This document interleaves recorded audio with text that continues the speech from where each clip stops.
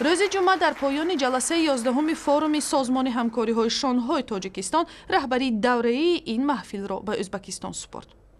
هفته گذشته بیش از 120 وکیل از کشورهای عضو سازمان همکاری‌های شانگهای در جلسه این سازمان اشتراک کردند. به قول اشتراکچیان نشست در دوام 11 سال موجودیت فورум این محفل در تحلیل وضع و پیشگویی راه‌های اساسی این سازمان نقش بازیده است. اشتراکچیان فورум تأکید کردند که وضع بین المللی عاجلاً قبول نمودن قرارهای اقتصادی را تقاضا می‌کند.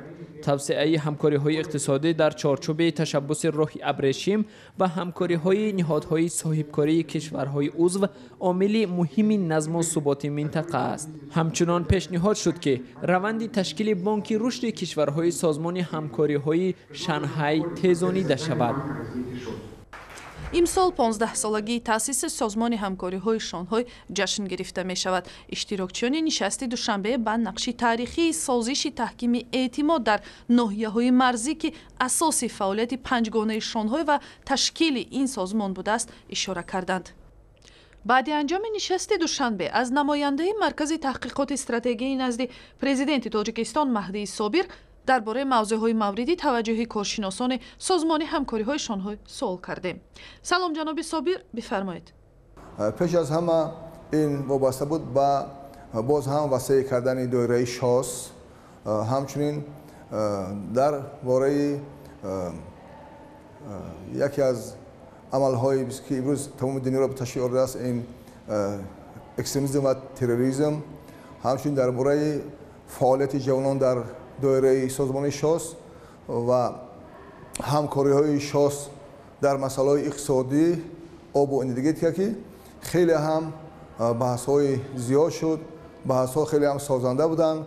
نماینده‌های همه کشورها فکر و موضوع خود را گفتند و با خلاصه‌های خیلی هم مهم برای پیشروی این کشورها آمدند. آیا در جلسه شاس یا سازمان همکاری‌های شانگهای درباره توسعه نفوذ گروه دولت اسلامی که الکی در افغانستان نیز جای پای پیدا کرده است حرفی زده شد؟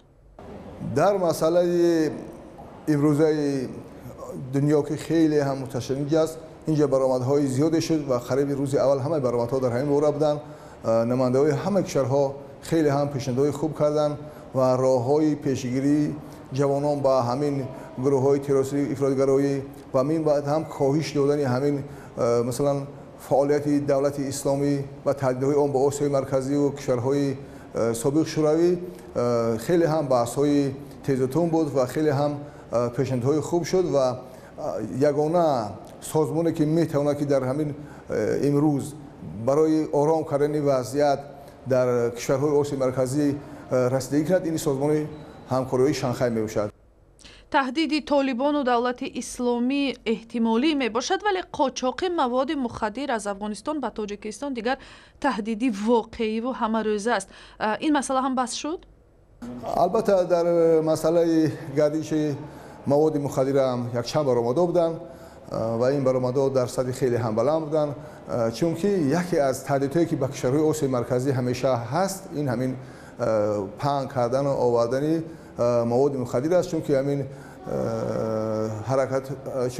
حرکت‌های تروریستی که در افغانستان هستند به مثل حرکت اسلامی ازبکستان، انصارالله، تبلیغ و خودی دولت اسلامی، اینا اصلا امروز منبع درآمدشون اصلی مواد مخدر است و اونها همین مواد مخدر رو میگن که اتم بمب ما به مقابل کفار است و اونها اگر خودشون که استفاده کنن و استعمال نکنن هم میخوان که پنگ کنن و گرفتاران این بیماری رو در این کشورهای شوروی سابق زیاد کنن و تا که به همین واسطه این کشورها رو از بین ببرن. تشکر از مهدی صابر، محقق مرکز تحقیقات استراتژی نزد پرزیدنت تاجیکستان که به سوالهای رادیوی آزادی پاسخ داد.